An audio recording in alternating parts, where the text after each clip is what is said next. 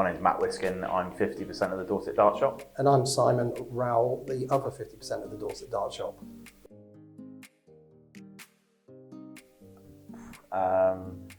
My dad and my uncles have always played ever since I was young. My granddad as well. So it's just been a sport that I've been around in like social clubs and things like that growing up. So I guess I picked up a dart when I was really young and played ad hoc over a number of years when I was in the army as well, and then became a little bit more serious when I left the army and had more time. So I started playing for a team and started to really enjoy it. Yeah, from my side, it's a little bit later on in life. I kind of got into it. I used to play a lot of golf. Then I sort of quit golf because I was sick of being out in the rain. World Championships was on a couple of years ago, and I took up darts and instantly loved it. Technically, it was Matt's idea, because you'd had the idea for 10, 15 years, I think, in the making. Yeah, Simon came up to me and he actually said, Matt, where can I go and try some darts? I've bought a few sets online and I don't like the fact that I can't try them and spend a little bit of money. I'd like to try certain weights, barrel shapes, etc. And I said, there isn't anywhere local that you can do that. And he said, he turned around to me, he sort of poked me on the shoulder, he went, I'm going to set up a dart shop then. And I grabbed it, and went, we'll talk about that later. And we went for a coffee on a lunch, and yeah, the idea sort of spiraled from there really.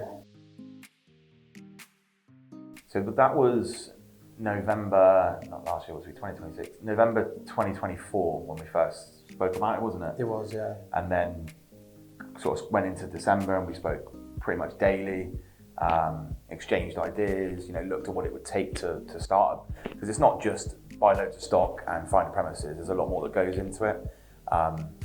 We've got different skill sets and of what we bring to the table, and it was a lot of work to first of all get the trade accounts really with the big brands. Target's the biggest brand in the industry, so getting that account wasn't easy. It's not something you can just do. The reason they liked us was our social media, our presence online, and what we wanted to offer to the local community. Yeah, exactly. And then there's Red Dragon, Winmore, there's Bulls, and we didn't have all of the trade accounts to start with. We only had 2 trade accounts, didn't we? We did, yeah. Red Dragon and Winmore, which is now Nordor, one company, and a third-party company called Double Top Darts that we used to order various bits and pieces from.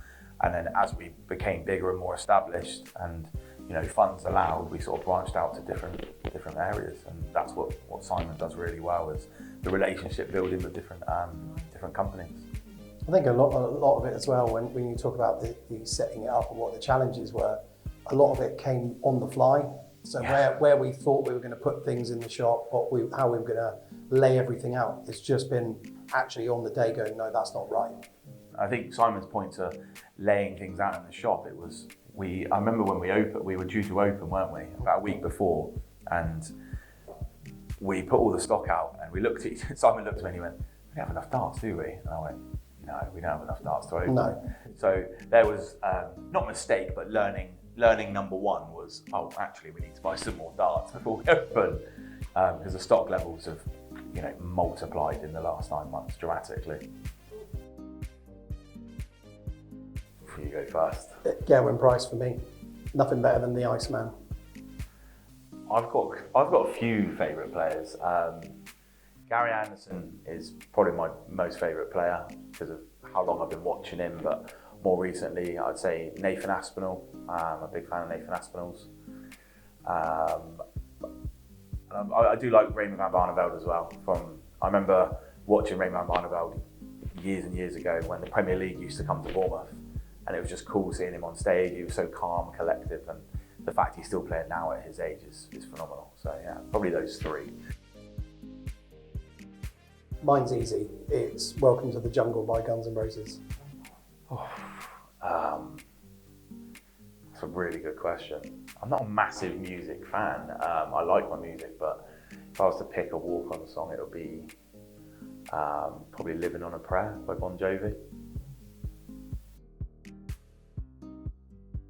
I wouldn't say necessarily just because of Luke Littler. I think Luke Littler is a catalyst, but there's a lot of young up-and-coming players. Yeah. Josh Rocks, Charlie Manbys, these types of players breaking through is just massive for the sport. massive for the youngsters.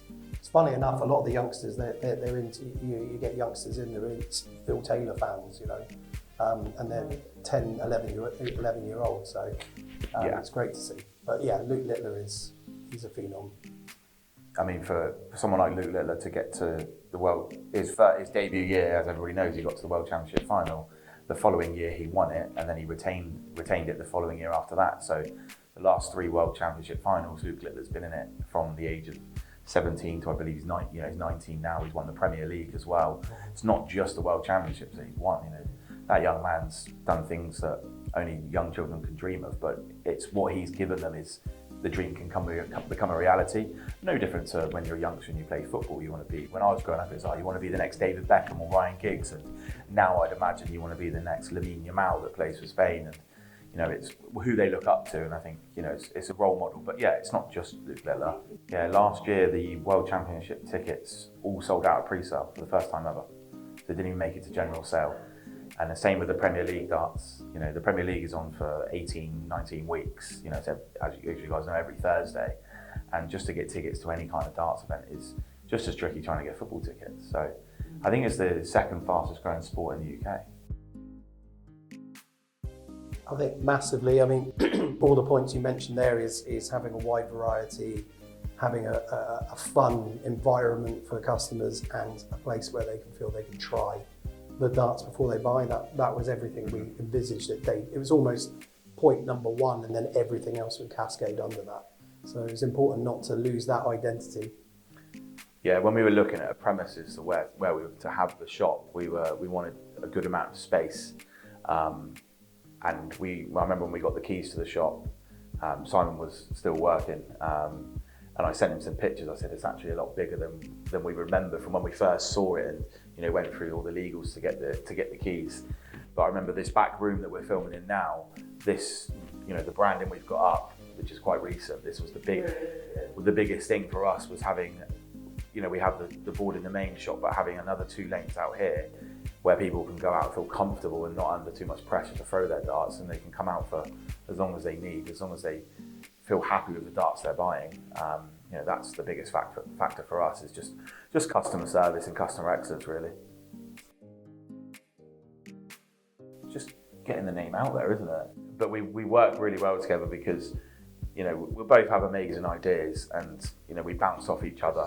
But what we do well is we will talk about something before we do it, and we'll look at it logically. Sometimes, like Simon said, we look at things on the day and go, that doesn't look right, and we'll react accordingly and react when we're meant to grow the business. I mentioned earlier on, but the Google reviews were massive for us. You know, fortunately we've got, you know, over 250 5-star reviews on Google, and that's through people's positive experiences of visiting us. We can't reveal too much, but yeah, there's a lot that we have in the pipeline. Yeah, we've got a lot of plans over the next 6 to 12 months that we want to do, but we've just got to take it day by day, or week by week rather. That's important. I think we both agree, we didn't think it would. We knew we would do okay as a dart shop and with the popularity of the sport, but you know, I certainly didn't think it would be as successful as we have been. You know, in order to see the stock in the shop, see the branding that we've got up, do the things that we have done with the business so far has been phenomenal. Amazing achievement. Thank you so much.